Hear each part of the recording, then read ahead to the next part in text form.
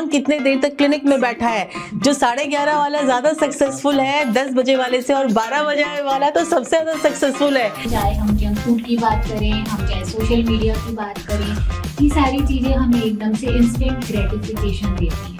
अगर कोई भी आपको IVF वाला बोले ना कि हमारा 50% 60% है, तो थोड़ा उसको पिंच ऑफ सॉल्ट के साथ लें। दूसरों के लिए तो एक हेल्दी पर्सन हो, कोई बीमारी नहीं है आपको, but you are dying several deaths, वो किसी को दिखाई नहीं देता है।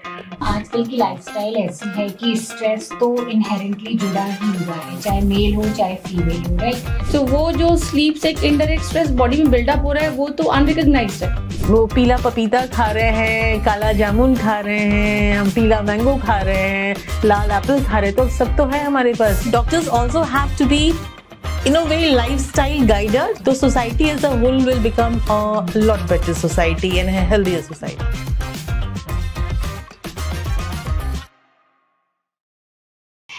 हेलो फ्रेंड्स, आज का एपिसोड हमारा बहुत ही स्पेशल है। फ्रेंड्स, आज हमारे साथ हैं doctor Kaushiki Dwivedi. She is a gynaecologist, she is a infertility specialist. ये पिछले 28 सालों से प्रैक्टिस कर रही हैं। गुड़गांव में, मैक्स में, आर्टेमिस में ये HOD रह चुकी हैं। अभी ये ऑस्ट्रेलिया में प्रैक्टिस कर रही हैं। Welcome doctor Kaushiki. Thanks for having me. आज हमारे साथ एक और गेस्ट जुड़े हुए हैं जो हैं doctor Shashi. She is a physician जो गुड़गांव में प्रैक्टिस करती हैं और लाइफस्टाइल डिजीजेज में इनका बहुत ज़्यादा इंटरेस्ट है। सो आज हम मिलकर के डॉक्टर द्विवेदी के साथ क्वेश्चन करेंगे। Hello doctor Shashi. Hello, and thank you for calling me here for this discussion today.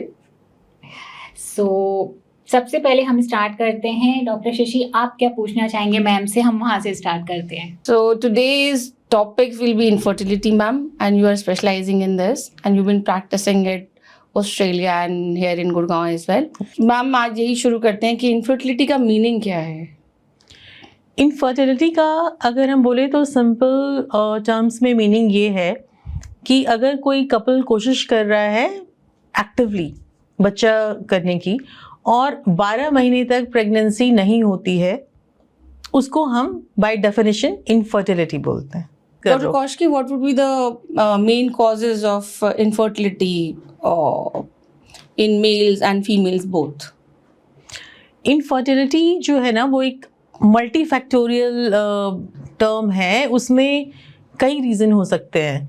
तो नेचुरली मेल इन्वॉल्व है एंड फीमेल इन्वॉल्व है, तो ऑफ द टोटल फर्टिलिटी अगर हम कहें कि 100 लोगों को, 100 कपल्स को इनफर्टिलिटी की प्रॉब्लम है, उसमें से 1/3 जो है that would be because of the mail factor, 1/3 would be because of the female factor and 1/3 would be unexplained, which simply means कि ऐसा नहीं कि वो unexplained है, लेकिन मेडिकल साइंस के अपने लिमिटेशंस हैं।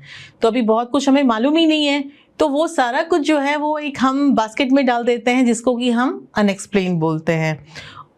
अब वो काफ़ी डिटेल्ड विषय हो जाता है कि क्या क्या कॉजेज हो सकते हैं, बट कॉमन है अगर मेल में स्पर्म की क्वालिटी ठीक नहीं है, फीमेल में अगर एग की क्वालिटी ठीक नहीं है, अगर एग की क्वालिटी ठीक नहीं है, या फैलोपियन ट्यूब में ब्लॉकेज है, या फिर यूट्रस के अंदर जो कैविटी है वो ठीक नहीं है, या शरीर में कोई हार्मोनल इम्बैलेंस है, या अंडे जो है वो ठीक से नहीं बन रहे हैं, तो कारण तो बहुत सारे हो सकते हैं जो कि मेरे ख्याल से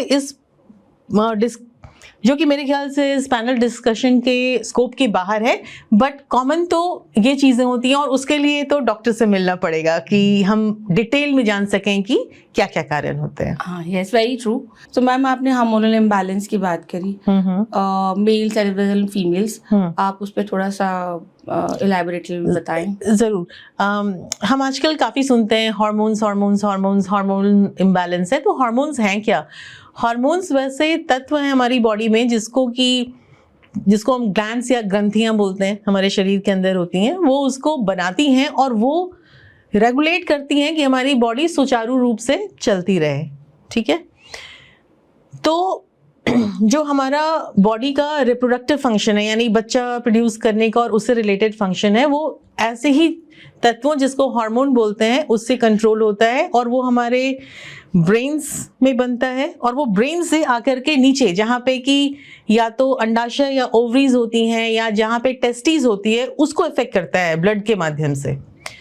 तो बहुत सारे ऐसे फैक्टर्स हैं जिसमें लाइफस्टाइल इंक्लूडेड है, काफ़ी इंपॉर्टेंट रोल है। सिर्फ लाइफस्टाइल ही नहीं है, और भी रीजंस होते हैं।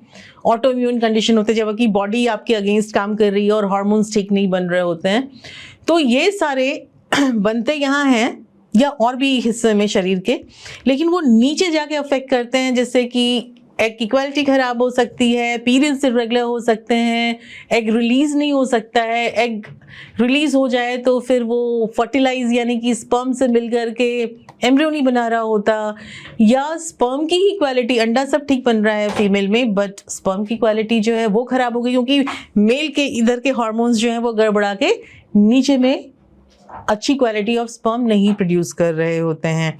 तो ऐसा नहीं कि हार्मोन सिर्फ रिप्रोडक्शन को ही अफेक्ट करते हैं, वो बाकी बहुत, जैसे डायबिटीज़ है, थायराइड है, बहुत सारे कंडीशंस हैं जो हार्मोन डिपेंडेंट है। But as we are restricting ourselves to infertility today, तो सॉरी मैं थोड़ा सा डेविएट कर गई, बट ये एक्सप्लेन करने के लिए था कि हार्मोन्स होते क्या हैं। ठीक है। सो डॉक्टर कौशिकी, आप बता सकती हैं कि मेल्स किस तरह से इनफर्टिलिटी के पार्ट हो सकते हैं, या उनमें स्पर्म क्वालिटी किस तरह खराब हो सकती है? क्या क्या मेन फैक्टर्स हैं जो अब हम आज की जनरेशन में देख रहे हैं कि because there is an upsurge in infertility cases and उस पे अब ज़्यादा आप बताएं। ज़रूर, चूँकि मेल इनफर्टिलिटी ऐसा क्षेत्र है जो कि बहुत ज़्यादा अभी तक एड्रेस नहीं हुआ है, और इस कारण से काफ़ी इग्नोरेंस है, और ऐसा हमेशा माना जाता रहा है कि ओके फाइन, इनफर्टिलिटी है, फीमेल में ही कोई इश्यू होगा, और फीमेल जो है वो अपना पर्चा लेकर के from one doctor to another घूम रही होती हैं, और जो उनके पार्टनर्स, मेल पार्टनर्स होते हैं, हस्बैंड होते हैं, वो अपना काम कर रहे होते हैं। तो ऐसा नहीं है, जैसा कि हमने शुरू में ही बोला कि 1/3 जो प्रॉब्लम होती है वो मेल से आती है, या हम अगर उसको लेमैन टर्म में बोले 50% फीमेल कंट्रीब्यूशन है तो 50% वही बच्चा बनाने में 50-50 तो होता है ना, तो 50% मेल कंट्रीब्यूशन है। उसमें सबसे सिंपल चीज़ जो लाइफस्टाइल, क्योंकि वो हमारे हाथ में होता है करेक्ट करना, बहुत सी चीज़ें नहीं होती पर कुछ तो लाइफस्टाइल जिसका कि एटलीस्ट हार्मोनल डिसबैलेंस में 80 to 90% रोल होता है। उसमें हम जैसे सिगरेट स्मोकिंग है, चाहे वो मेल करें या फीमेल करें, उससे आपके हार्मोन्स गड़बड़ाते हैं। अगर आप अल्कोहल ले रहे हैं वो गड़बड़ाते हैं। अगर आप रिक्रिएशनल ड्रग्स ले रहे हैं, गांजा वगैरह जो भी होते हैं, उससे इफेक्ट पड़ता है। टोबैको इन एनी फॉर्म, खैनी वैनी, सिगार, एवरीथिंग इज़ हार्मफुल। तो आप मेल्स अगर उसको करेक्ट करें तो उनका हार्मोन्स ठीक हो सकता है। अब हम आते हैं एक और चीज़ जो बहुत आसान है, यू नो, दैट इज़ कि स्लीप कर लें, 7 से 8 घंटा लोग स्लीप कर लें, and that will regulate the hormones. तो मेल वहाँ पे हेल्प कर सकते हैं फर्टिलिटी करेक्शन में। उसके अलावा physical activity which is for every human being, male female irrespective. So उस सूरत में अगर आप एक्सरसाइज करते हैं तो आपकी बॉडी के जो हार्मोन्स हैं, स्पर्म है, उस पर पॉजिटिव इम्पैक्ट आता है। तो एक्सरसाइज अगर आप नहीं करते हैं तो आप कंट्रीब्यूट कर रहे हैं इनफर्टिलिटी को। अगर आपके बॉडी में फैट ज़्यादा है, चाहे तो आप एक्सरसाइज कर रहे हैं बट अगर आप मान लो ईटिंग ठीक से नहीं कर रहे हैं, खूब सारा प्रोसेस्ड फूड खा रहे हैं और आपका मोटापा है, तो उससे भी आपका जो है स्पर्म क्वालिटी इम्पैक्टेड होगी। और भी चीज़ें होती हैं, जैसे लैपटॉप गोद में लेके काम कर रहे हैं तो जो टेम्परेचर बढ़ जाता है इसका लैपटॉप का, उससे भी स्पर्म की मोटिलिटी कम होती है। तो बहुत छोटी छोटी चीज़ें हैं। अगर बहुत टाइट अंडरवियर पहना है मेल्स ने, उससे स्पर्म की क्वालिटी जो है वो गड़बड़ा जाती है। तो बॉक्सर से ऐसा कुछ फ्लोइंग सा पहने जिससे कि वो गड़बड़ाए नहीं। तो आई थिंक ये सब तो ऐसी चीज़ें हैं जो कि बहुत ही ईजीली फिक्सेबल है, जो मेल्स की ओर से होती हैं। हाँ, so thank you so much doctor Kaushiki. I would like कि आप थोड़ा सा फीमेल्स के बारे में बताएं, जो हम आजकल रोज़ ही सुनते हैं, मोटापा, PCOS, लाइफस्टाइल, राइट. सो क्योंकि मैं भी अपने क्लिनिक पे यही सब देखती हूँ, और हम उसके बाद जब नेक्स्ट टॉक करते हैं तो वो कहते हैं कि इनफर्टिलिटी भी साथ ही में है. हाँ हाँ. तो मुझे कहीं ना कहीं अब लगता है कि क्लिनिक पे जब मैं पेशेंट देख रही हूँ तो यंगर पॉपुलेशन आ रही है जो अब इन सब बीमारियों में, चाहे आप उसको मोटापा बोल लीजिए या उसके बाद वो डायबिटीज़ बोल लीजिए, लेकिन अभी हम 20 ईयर्स से अबव जो भी पॉपुलेशन देख रहे हैं, they are getting into lifestyle diseases, and eventually the last talk sometimes comes as कि कंसीव करने में भी प्रॉब्लम हो रहा है.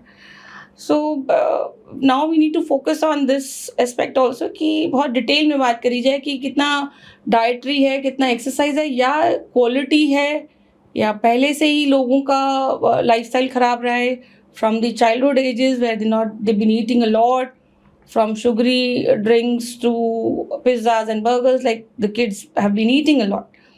So वो आगे जाके इनको 20 years above when they are in the marriageable age, वहाँ जाके they are going to face. तो उस पर आप क्या कहना चाहेंगे? इस पे मैं कहना चाहूँगी ना कि अगर मैं मेरे बचपन को याद करूँ या आप भी अपने बचपन को याद करें, तो ना हमारे पास स्विगी था, ना जोमेटो था, ना ऐसे था कि आपने चट किया, ऐसे ब्लैंकेट का किया एंड फट से सारा सामान आ रहा है.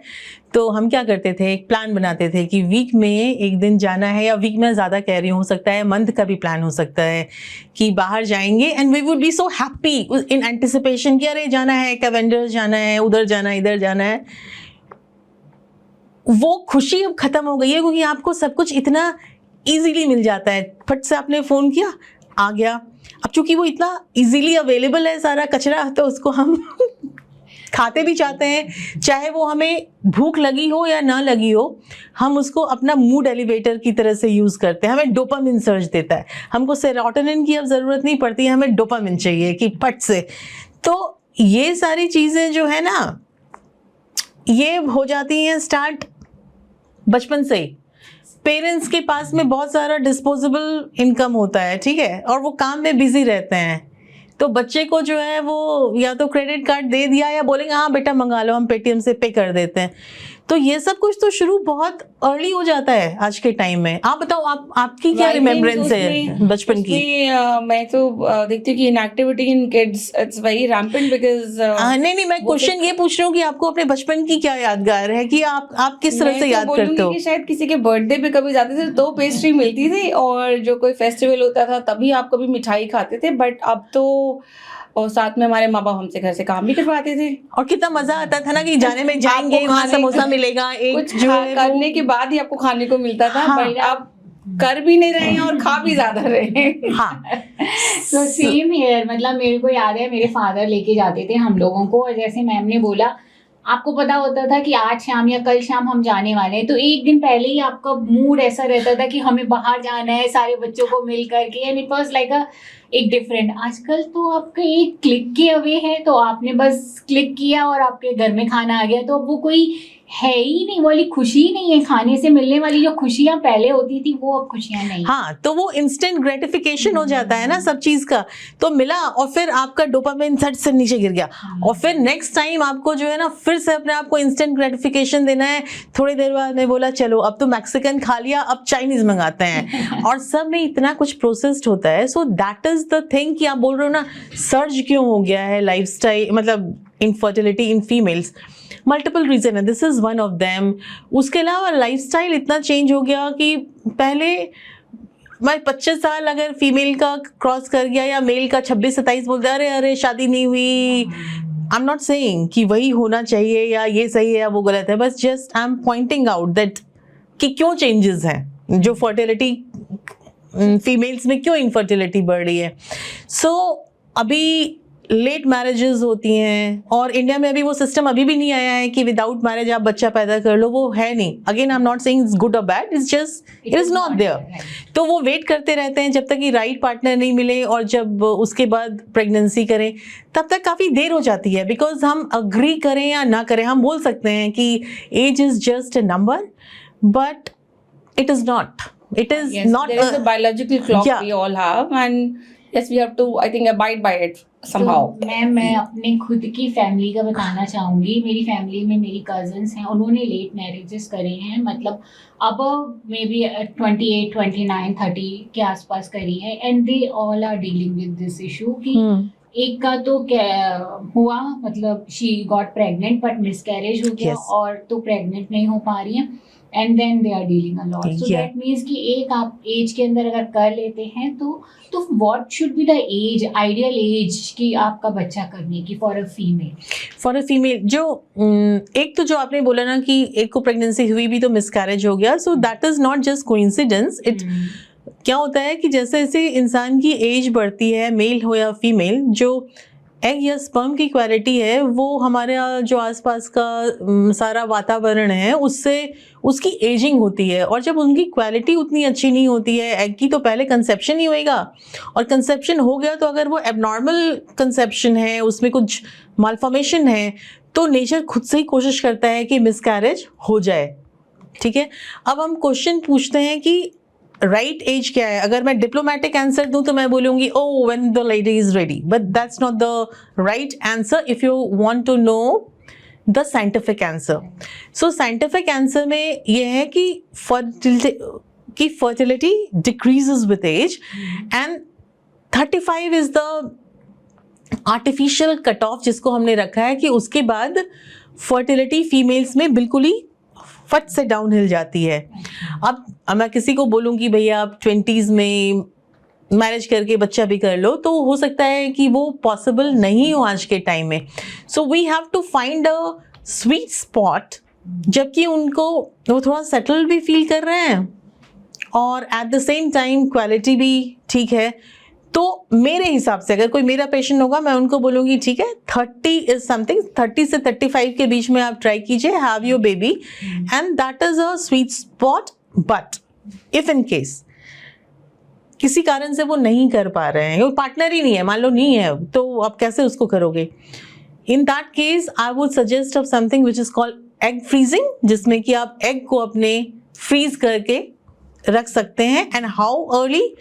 as soon as you can afford to do. थोड़ा कॉस्टली होता है, थोड़ा बॉडी के लिए भी पेनफुल होता है, but though it is done under anaesthesia, तो वो एक और ऑप्शन है which can be talked about if we want to. की एज भी इफेक्ट करती है फर्टिलिटी को.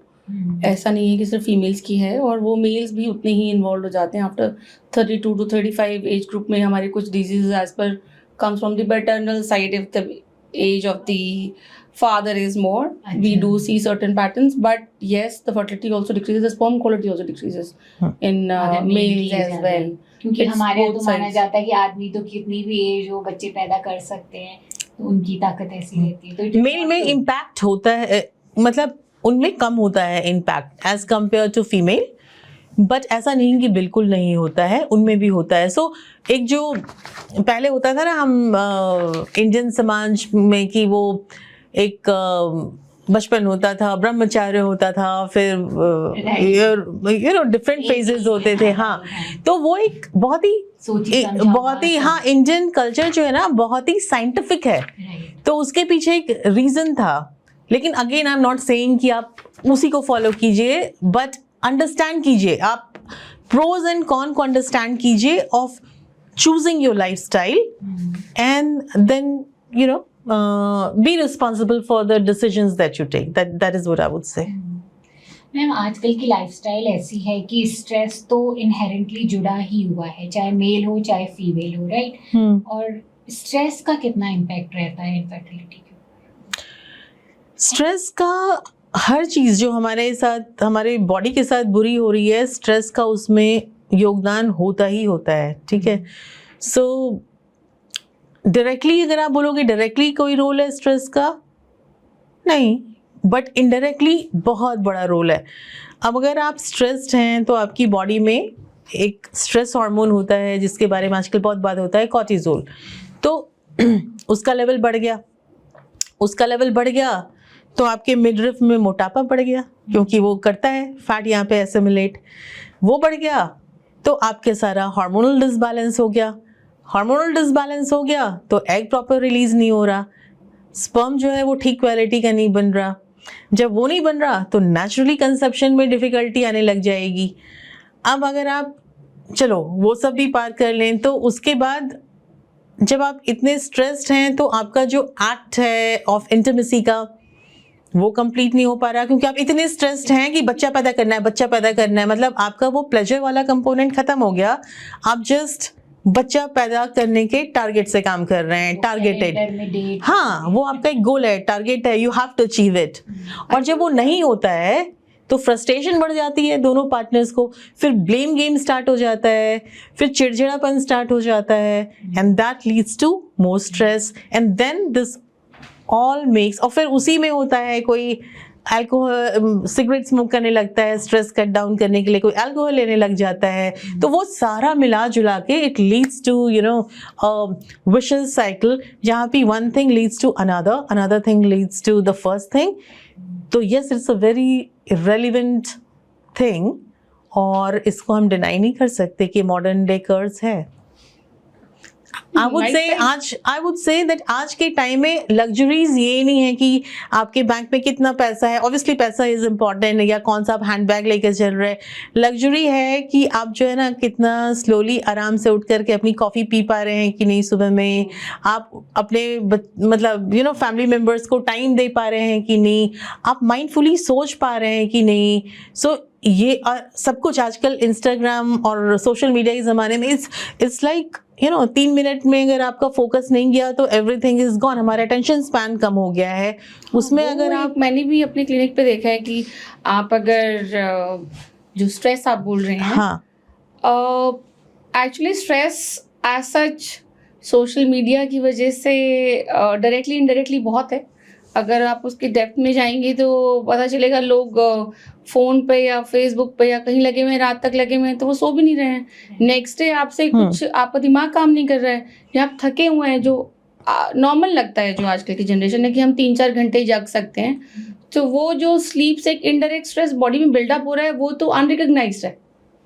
नेक्स्ट डे लोगों से अगर काम नहीं हो रहा है या उनका मूड ठीक नहीं है या परफॉर्मेंस एट ऑफिस ठीक नहीं है या they feeling lethargic and tired, so this is also building up to stress only. And of course, all this then starts ki oh we're not able to work, we're not able to perform, then obviously this bound to happen on the effect is going to be on the relationship as well.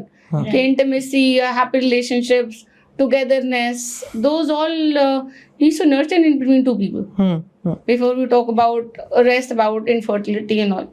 So this is very common now that every day I just listen this word is called stress stress है doctor, stress है। तो कई बार मैं सोचती हूँ कि शायद सोए ही नहीं है या सोशल फेसबुक चल रहा है या टीवी चल रहा है या वीकेंड पे पार्टी बहुत देर तक है या जगना है। सो स्लीप की इम्पोर्टेंस आई थिंक ब्रेन, जब आपने शुरू की थी बात कि सारा कुछ ब्रेन से शुरू हो रहा है, सो हम शायद इसको थोड़ा सा ज़्यादा इम्पोर्टेंस अब डॉक्टर्स को भी देनी चाहिए कि भाई ब्रेन पे थोड़ा सा इसको रिलैक्स करें ताकि बाकी बॉडी भी काम करे। हाँ, and I think the doctor should lead by example. जो डॉक्टर्स है ना वो रात के वो अपना सक्सेस का पैमाना मान के चलते हैं कि कौन कितने देर तक क्लिनिक में बैठा है। जो 11:30 वाला ज़्यादा सक्सेसफुल है 10 बजे वाले से, और 12 बजे वाला तो सबसे ज़्यादा सक्सेसफुल है। रात में 10 डिलीवरी हो गई तो बोलो यार मैं तो कितनी सक्सेसफुल हूँ, चाहे नींद गई तेल लेने के लिए। तो मैं तो 8:30 बजे, मुझे बहुत लोगों ने बोला, जब बहुत भी पेशेंट निकली कि मैम थोड़ी देर और बैठ जाओ, मैं भैया मेरे को सोना बहुत इंपॉर्टेंट है, I need to age gracefully. हाँ, एक इंटरेस्टिंग चीज बताऊं मैं आपको कि on an average Indian doctor का लाइफ स्पैन एवरेज पॉपुलेशन से 10 ईयर लेस होता है। सॉरी मैं डाइवर्ट कर गई कहानी बताते बताते इनफर्टिलिटी की। Important to understand. हाँ, so what I mean to say is that the doctor मतलब वो आपका ट्रीटमेंट तो कर रहे हैं but doctors also have to be in a way lifestyle guider. तो अगर वो खुद थोड़ा सा सब ध्यान देने लगेंगे ना तो society as a whole will become a lot better society and healthier society. Lifestyle, जब हम बात करें लाइफस्टाइल की, sleep, social media, diet, exercise, they all impact eventually to depression, anxiety, and then the more diseases physically. So what do you want to say about it? तो जैसा ma'am ने बोला कि अब हम सीरोटोनिन तो ढूंढ नहीं रहे हैं, अब हम डोपामिन के पीछे भाग रहे हैं। और ये सारी चीज़ें, चाहे हम जंक फूड की बात करें, हम चाहे सोशल मीडिया की बात करें, ये सारी चीज़ें हमें एकदम से इंस्टेंट ग्रेटिफिकेशन देती हैं, एकदम से हमारी डोपामिन का सर्ज ऊपर लेके जाती हैं। पर ये लेके तो जाती हैं, इसके साथ साथ एक डिप आता है, क्योंकि वी ऑल नो कि ये हमारे लिए अच्छा नहीं है। जो भी स्विगी जोमेटो से खाना मंगा रहा है, उसके भी ब्रेन ये जानता है कि कुछ सही नहीं चल रहा है यहाँ पर।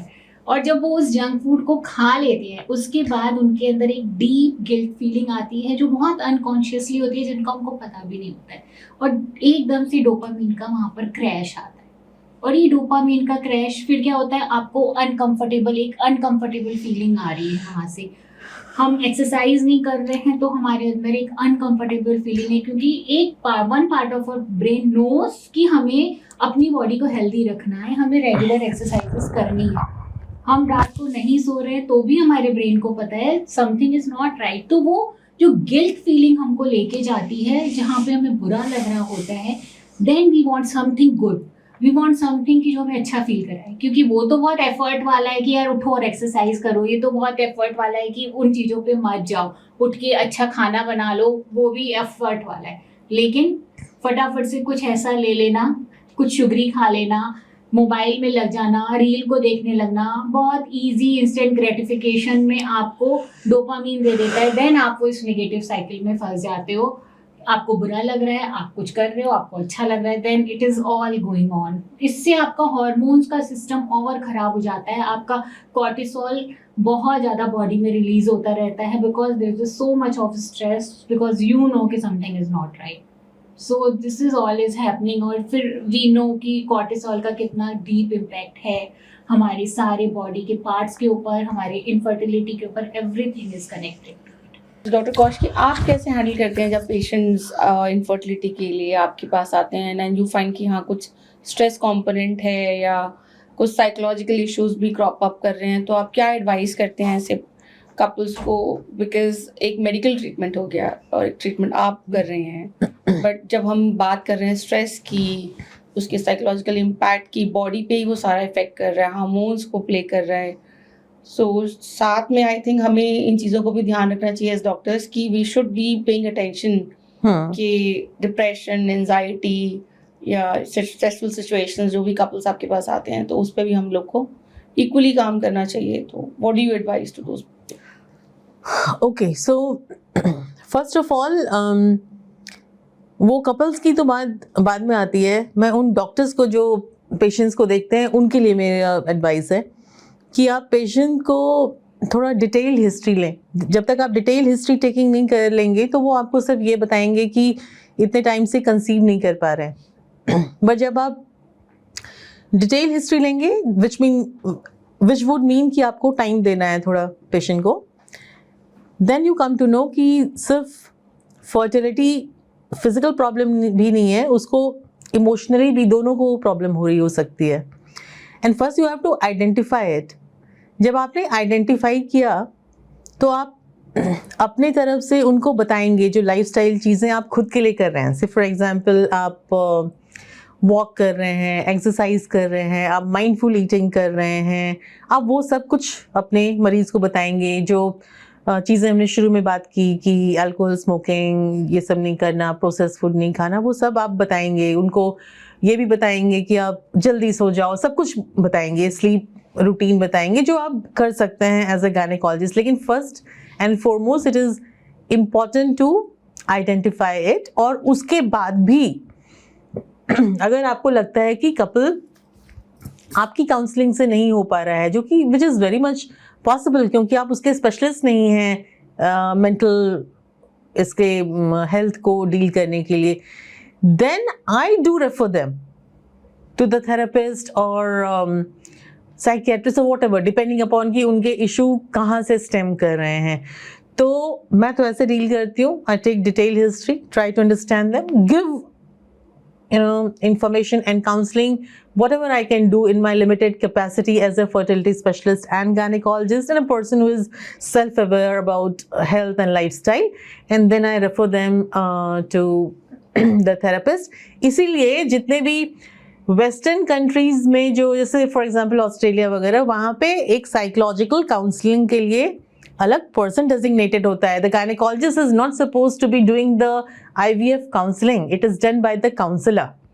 That's what I was saying that, but as a treating doctor, Yeah. we should actually identify it at the very first meetings with the It's like history taking is very with the important. couples and all that, and we should actually incorporate all this because this can be a very stressful situation later on as the treatment moves on. Because there's some limitation to the treatment. Yeah. Available. It may irritate if some doctor is watching it कि ये क्या समझती है आपने, वो क्या बोल रही है, लेकिन ये हमारे ओर से लैकुना है. पेशेंट थोड़े आइडेंटिफाई करेगा या They आपको are definitely बताएगा. not aware. तो एज ए डॉक्टर हमें आइडेंटिफाई करने की जरूरत है. And which lies in the art of history taking, which unfortunately these days is dying because of the diagnostic. Sorry, I'm really sorry अगर किसी के sentiment को मैं hurt कर रही हूँ, but yeah, so it starts from the doctors and then it comes to patients.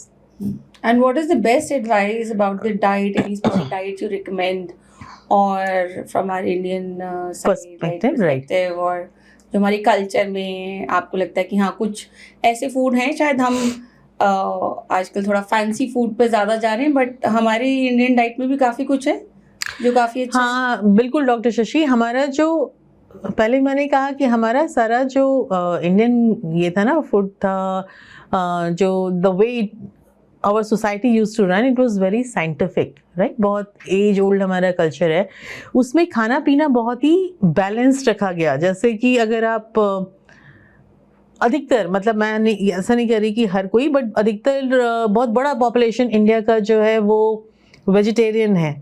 तो उसमें उन्होंने पहले से ही रखा कि आपको एक जगह से प्रोटीन तो नहीं आ सकता है ना, जो सारे अमीनो एसिड्स हैं. तो कहा गया कि अच्छा ठीक है, दाल खा रहे हो तो उसके साथ चपाती या चावल भी खाओगे, ताकि सारा मिला करके आपका एक बैलेंस्ड डाइट बन जाए. ठीक है, तो हमारा जो रेगुलर सिंपल खाना पीना है जिसमें फाइबर, आजकल वेस्टर्न वर्ल्ड में बात करते हैं कि फाइबर खाना चाहिए, इतना फाइबर तो खाना ही चाहिए, नहीं तो कोलोरेक्टल कैंसर होता है, इनफर्टिलिटी होती है, मीनोपॉज में प्रॉब्लम होता है. ये तो हम बचपन से खा रहे हैं. तो बहुत ही मुझे तो अजीब लगता है कि अच्छा ये भी सोचने की बात है, लेकिन अजीब नहीं है. अभी वो स्विगी तो जोमेटो के ज़माने में हाँ चीज़ें चेंज हो गई है. तो हमें स्टिक करना चाहिए जो हाई फाइबर डाइट है, जो कि इंडियन फूड ऑलरेडी है. प्रोटीन उसमें वेजिटेरियन नॉन वेजिटेरियन दोनों इंक्लूडेड है.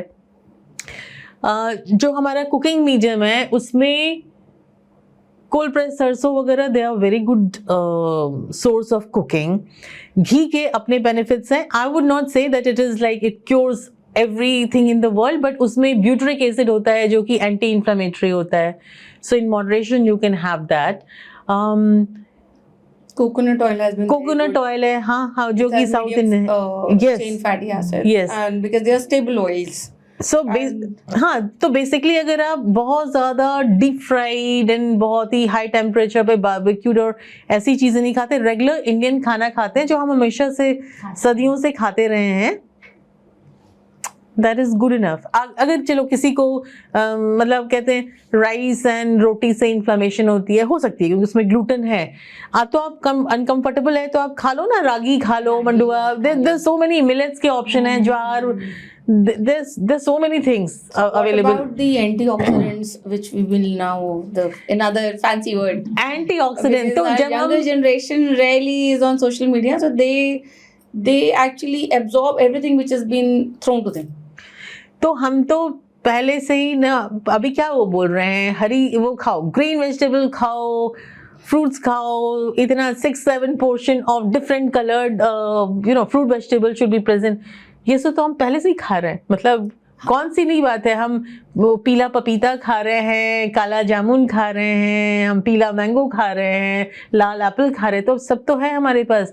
शिमला मिर्च खा रहे हैं, तो सब कुछ ही है हमारे इंडियन फूड में. आप उसमें ब्लूबेरी ऐड करना चाहते हो, कोई प्रॉब्लम नहीं है, वो आपको और देगा. Simple antioxidant like tomatoes have a lot of lycopene. Tomatoes, yes. But that has to be cooked in oil before it really gives some effect. Yes. So yes, that's what I wanted to come through your medium. That yes, we have a lot of things from my Indian side, हाँ, बहुत कुछ है। Fancy all the time, जरूरत ही नहीं है fancy की। जो cruciferous vegetables होती हैं, yes, that चलो happens. ब्रोकली तो विदेशी कजन है, लेकिन गोभी, पत्ता गोभी, ये सब तो है। आप उसके अलावा बॉक चॉय और केल वो सब ऐड कर सकते हैं, लेकिन अगर वो ऐड करने का मन नहीं है तो भी इंडिया के अंदर में ऑलरेडी सारा कुछ है। तो ट्रेडिशनल इंडियन नट्स हैं, कब से हम वो अखरोट और बादाम और रात में उसको भिगा के रख दो, वो सब कब से हम फॉलो करते आ रहे हैं। curry leaves and moringas, and I've been listening a lot on them. Drumsticks, moringa, superfoods. So तो सब तो है इंडिया में। I mean, South India is like nobody goes without curry leaves and these drumsticks and all. So people can really incorporate all this, and these are simple and cheap available foods. बिल्कुल। South India की जो fermented foods हैं, उनका भी I think अलग ही properties हैं ना। हाँ, फर्मेंटेड फूड जो है उसको एक बहुत ही अच्छा गट फ्रेंडली फूड माना जाता है, प्रोबायोटिक्स, एंड उसमें fermented food are very good. तो इडली डोसा वगैरह, इवन जो ढोकला का बैटर होता है Gujarati, even that is fermented. और अगर हम थोड़ा फैंसी होना चाहें तो आजकल कंपूचाज हैं, खिमचीज हैं, तो डिपेंड करता है कि आप क्या टेस्ट क्या है, उसके हिसाब से कर सकते हैं। बट इंडिया में सब कुछ है, फर्मेंटेड फूड है, हर क्षेत्र का। कांजी है, बहुत कुछ है। Now, can we talk about the myths of this IVF treatment modalities, which people would like to listen? So, the biggest myth is कि देखो, प्रेगनेंसी की कोशिश की हमने टारगेटेड वे में, जैसे कि वो ऑफिस का टारगेट होता है, नहीं हुआ, अब टाइम नहीं है, चलो अब जल्दी करते हैं। तो वो तो अच्छी बात है अगर आप फिट कर रहे हो उस, मतलब आईवीएफ के लिए कौन फिट होते हैं? आईवीएफ के लिए वो फिट होते हैं जो कि 12 महीने से कोशिश कर रहे हैं फर्टिलिटी, या अगर आप 35 साल से ज़्यादा हो तो 6 महीने से कोशिश कर रहे हैं, 35 से कम है तो 12 महीने से कोशिश कर रहे हैं। नहीं हुआ, you went to fertility specialist, उन्होंने सारे आपके टेस्ट करा लिए, देख लिया कि आपको कुछ मेडिकेशंस वगैरह होती हैं, उससे ट्राई कर सकते हैं। वो ट्राई किया, कंसेप्शन का नहीं हो रहा है, और अनदर 6-7 आपके महीने बीत गए, then you are the candidate for IVF. लेकिन अगर आप सोचो कि हमें टाइम नहीं है इसलिए हमें आईवीएफ करा लेना चाहिए, तो सारे लोगों के लिए IVF is not a 100% thing. Don't expect a 100% success rate. एक पर्टिकुलर साइकिल में in best of centres it is not more than 30 to 35%। अगर कोई भी आपको आईवीएफ वाला बोले ना कि हमारा 50%, 60% है, तो थोड़ा उसको पिंच ऑफ सॉल्ट के साथ लें कि it might not be the correct figure that you are being told. तो इसीलिए 100% के इसमें मत जाएं। That is the biggest myth. Secondly, obviously आप आईवीएफ के बारे में जानना चाह रहे थे डॉक्टर शशि, या was it related to fertility in general? IVF, No, IVF especially, Yeah. because So it has been coming up like every other, especially in the urban population and these NCR region, you can see a lot of IVF clinics have come up. And I think the general population thinks that a lot of promises coming out of these clinics. So we should actually open the myth. दूसरे चीज जो है, आप अगर ये सोचते हो कि IVF जो है always leads to twins or multiple pregnancy, this is again a myth. It depends upon कि कितने एम्ब्रियोज जो हैं वो यूट्रस के अंदर में डाले गए हैं, ठीक है। डेवलप्ड कंट्रीज में, और इवन डेवलप क्या, जब मैं इंडिया में थी और प्रैक्टिस कर रही थी तो मैं सिंगल एम्ब्रियो ही ट्रांसफ़र करती थी, कि क्योंकि आपको मल्टीपल प्रेगनेंसी जैसे ही होती है ना, तो आपका रिस्क ज़्यादा, आपकी प्रेगनेंसी कॉम्प्लिकेटेड हो जाती है। So not every IVF leads to twins और triplets, it will happen I mean most of the time, जबकि एक से ज़्यादा एम्ब्रियोज अंदर डाले गए हैं। तो ये भी एक बहुत ही कॉमन मिथ है। तीसरी चीज़ ये है कि IVF में अगर मान लो कि एक बार प्रेगनेंसी हो गई, तो मिथ तो नहीं है, पर मैं ये फिर भी बोलना चाहूँगी कि एक्सपेक्टेशन सेटिंग सही रहे। जो मिसकैरेज के रेट हैं IVF में वो ज़्यादा होते हैं as compare to normally conceive pregnancy, for the very simple reason कि हम यहाँ एक आर्टिफिशियल प्रोसेस कर रहे हैं ना, जिसमें हम आर्टिफिशियली एग को स्टिमुलेट कर रहे हैं, जिसमें अच्छी क्वालिटी बुरी क्वालिटी दोनों तरह के एग स्टिमुलेट हो गए। अब उसमें से एम्ब्रियो कौन सा है, अगर वो अनहेल्दी होगा तो नेचर उसको मिसकैरी कर देता है. So just conception doesn't mean live healthy baby. Miscarriage भी होता है, तो डिसअपॉइंटमेंट के लिए इंसान को थोड़ा मेंटल प्रिपरेशन होनी चाहिए. I've heard about the emotional burnout which happens during these treatments regarding the assisted Yeah. reproductive technologies. What do you want to say about it? हाँ, how अब बहुत होते People reaching हैं. out to you or any other gynecologist. या I mean वो तो मैं खुद ही देख रही होती, जब आप patients, I mean patient is the wrong word, couples जब आप उनको हेल्प आउट कर रहे हैं तो बहुत सारे फैक्टर्स होते हैं. एक तो अनसर्टेनिटी का ये होता है, पता नहीं है. जैसे I prefer to counsel and tell them exactly what we are talking about कि भैया इतना ही % सक्सेस रेट है, ये this to expect, what not to expect. तो पहले से ही वो स्ट्रेस्ड आउट हो जाते हैं कि पता नहीं क्या आउटकम होने वाला है. साथ में जब हार्मोन्स ले रहे होते हो तो बॉडी पे भी उसके हार्मोन्स के इम्पैक्ट आते हैं. So one is not feeling, you know, one is not feeling fittest and the healthiest. दो मतलब ऐसा नहीं कि इन क्रिपलिंग होता है, बट है, यू कैन फील इट. तीसरे जो है फाइनेंशियल बर्डन होता है, because IVF is a costly procedure. उसमें जो हार्मोन्स लगते हैं वो काफ़ी महंगे होते हैं, and then you are injected every day. So it's not fun. And then वो IVF करा लेने के बाद भी फिर आप वेट करते रहते हो स्ट्रेस में कि प्रेगनेंसी होएगी या नहीं होएगी, तो वो एक अलग स्ट्रेसफुल स्ट्रेस होता है. और आपको ऑफिस से छुट्टियां मैनेज करनी पड़ती हैं, वो एक अलग स्ट्रेस होता है. आप अपना दुख किसी को बता नहीं सकते हो क्योंकि आप दूसरों के लिए तो एक हेल्दी पर्सन हो, कोई बीमारी नहीं है आपको देखने के लिए, but you are dying several deaths, वो किसी को दिखाई नहीं देता है. तो आप शेयर नहीं कर सकते अपना ग्रीफ, आप बता नहीं सकते किसी को, आप हेल्प नहीं ले सकते जो लेना चाहिए, बट लोग लेते नहीं है. So it becomes a really stressful situation where again I try to support them as my patients, but eventually a point can come where they need help from the therapist as well. Like I think as we do some teamwork as a physician, taking help of other specialists and all the patient perspectives, we should be having some support from the family, social circle, office places, not to make a social taboo or put pressure on people or couples like that, and be a part of their whole process. That is very true. So for that, the couple should have to, for that the couple will have to at least tell it to somebody for them to support them back. And as I said that they're not feeling comfortable enough.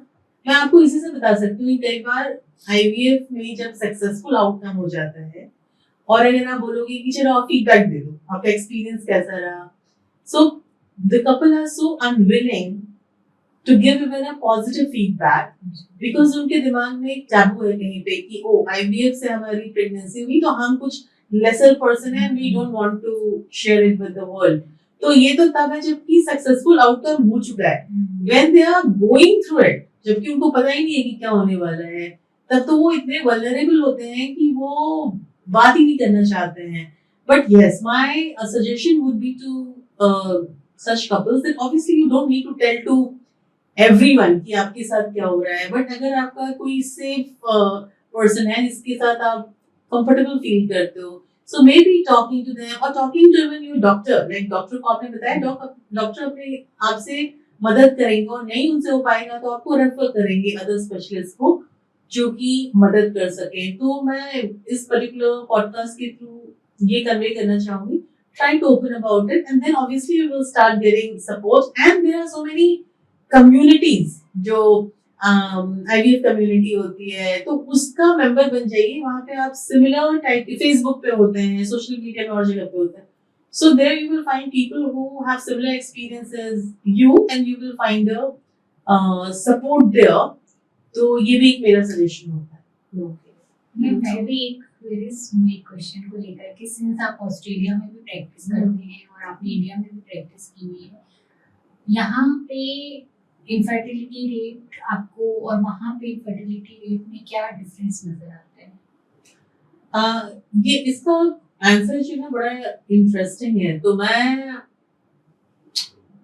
मैंने rural और remote Australia में भी काम किया है, और वहां पे मैं स्टार्ट ही वहां से किया था क्वींसलैंड में। और वहां पे एक फैमिली में मदर आ रही है, उसके खुद में एक बच्चा है और उसके साथ में 6-7 और बच्चे पैदल चलते हुए चले आ रहे हैं। So I have seen that kind of family, and maybe the problem there was more of teenage pregnancy or early pregnancy. And then I moved to Sydney, where I had my training in IVF, and I was working in Bondi, which is the poshest area of Sydney.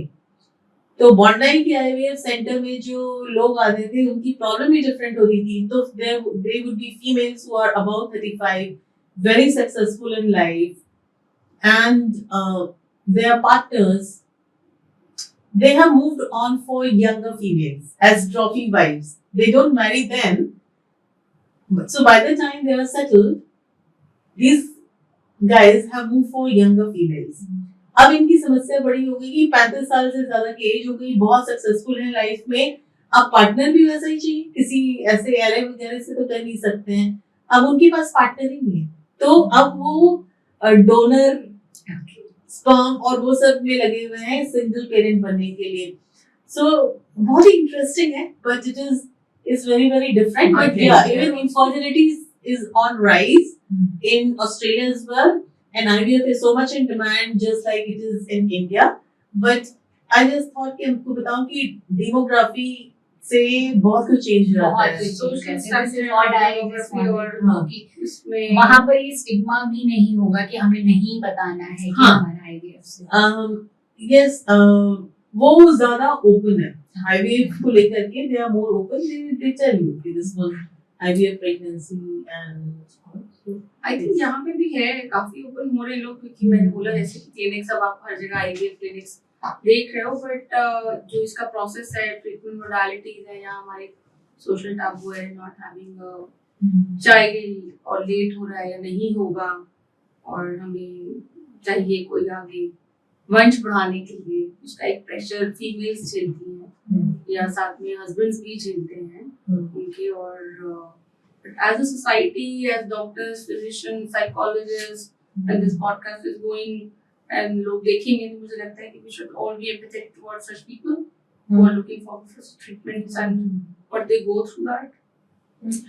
इसमें थोड़ा सा मैं bursting देना चाहूंगी कि ऐसा नहीं कि इंडियन मेल्स की वो प्रॉब्लम आती है, इवन ऑस्ट्रेलियन मेल्स को भी मैंने देखा, उनका भी ईगोस बीच में आ जाता है, and they would try to avoid semen analysis as much as possible. Female तो सब कुछ करा के तैयार होती हैं, and they are still कि हाँ अभी कराना है, हाँ अभी कराना है। तो वो हम इंडियन उसमें स्पेशल नहीं है। It is nature because females को They are more नेचर ने inclined बनाया है, nature ने बनाया है, we are going to carry forward. yeah, that's right, that's तो right. वो आई थिंक सब कुछ करने के लिए तैयार होती है। Yes, exactly. Yes, true. एक और क्वेश्चन है मैम, जैसे लेडीज को, वेमेन को तो ये बोला जाता है कि अल्कोहल, सिगरेट, ये सब उसका रीजन बन सकते हैं इनफर्टिलिटी का, तो आप नहीं, एटलीस्ट प्रेगनेंसी या उसके पहले जब आपको नहीं हो रहा है तो आप मत यूज करो। क्या उनका पार्टनर ड्रिंक कर रहा है या स्मोक कर रहा है तो उसका भी इम्पैक्ट आ रहा होगा?